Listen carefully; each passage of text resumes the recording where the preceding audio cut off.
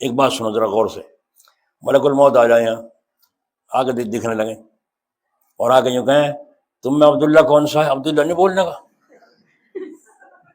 تو میرے واسطے آ رہا حالانکہ کیا کہتا تھا، اے اللہ میرا خاتمہ ایمان پر فرمائے، وہ تو آ گیا پڑھ لے کلمہ، اور تجھے بلا رہا ہے تعلق ہمارا اللہ سے، کیوں ہے ہی نہیں پلے کچھ سودا جانے کی کوشش، ہاں کہ دیکھا جاتے کیا حقیقت بنے گا، پتہ نہیں روح کس طرح نکال لے۔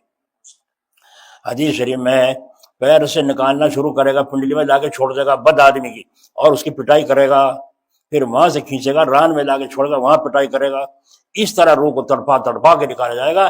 مرنے والا بتلا نہیں سکتا کیونکہ زبان پر بھی روح پر قبضہ ہے، اٹھ کے بھاگ نہیں سکتا کیونکہ پیروں پر بھی قبضہ ہے۔ ہائے ہائے اللہ ہماری حفاظت فرمائے۔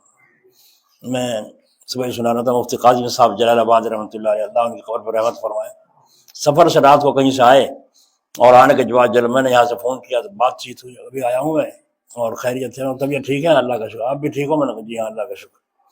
اچھا تو میں نے کہا ٹھیک ہے میں آرام کرو، چھوڑ دیے۔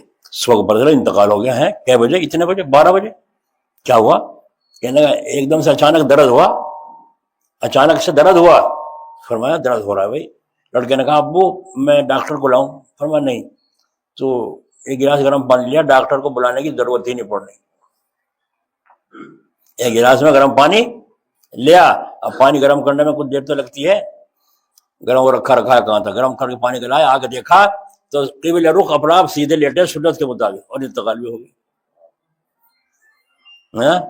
ہائے ہائے کس طرح روح نکلی ہوگی اللہ کے ولی کی، کیا ٹھکانا تھا۔ میں حضرت مفتی سید صاحب، کیونکہ سید بھی تھے، وہ آل رسول بھی تھے، بڑا ادب کرتا تھا اور وہ مجھ سے بڑی محبت رکھتے تھے، 15 دن میں 20 دن میں ضرور آتے تھے، فون کر دیا میں آ رہا ہوں، اچھا جی بہت اچھا۔ اور فرماتے ایک دن انہوں نے مولوی لقمان نے کھانے وغیرہ کا چائے کا خوب انتظام، میں اتنے تکلف کی ضرورت، اگر پھر اس کے بعد اہتمام شروع کر دیا، چائے وغیرہ کچھ تھوڑا سا پیوں گا اور اہتمام نہ کرنا، مجھے شرمندگی ہوتی ہے۔ بہت اچھے، ایک کسی کو میری خبر نہ کرنا کہ مفتی صاحب آ رہے ہیں، اگر ہم شہرت کریں تو جا کے مجمع کو لے کے وہاں کھڑے ہوتے باہر، زندہ باد زندہ باد مفتی صاحب زندہ باد، بڑا استقبال ہوا حسین پور میں، کیا ٹھکانا ہے، ہم بھی خوش وہ بھی خوش۔ حضرت نے فرمایا میری کسی کو اطلاع نہ دینا، اور تیسری بات یہ فرمائی کہ کچھ چلتے ہوئے تحفہ پیش نہ کرنا، کچھ پیش نہ کرنا۔ ہر دفعہ نہیں ہوتا، میں غور سے سنتا، ایک دن چوک گئے، یوں تو کہہ دیا تکلف نہ کرنا کھانے میں چائے پیوں گا۔ محمد پور جب آ جاتے میں فون سے کہاں گئے محمد پور، اچھا چائے رکھ دی، فوراً تیار ہو گئی، آتی دسترخوان بچھایا اور بیٹھ گئے، چائے پلا دی، اب ان کی مرضی 10 منٹ رہو 15 منٹ رہو۔